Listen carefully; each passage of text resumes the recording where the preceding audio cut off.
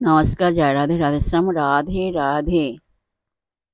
মন স্থূল শরীরের মধ্যে সূক্ষ্ম শরীর, ওই সূক্ষ্ম শরীরের নাম মন।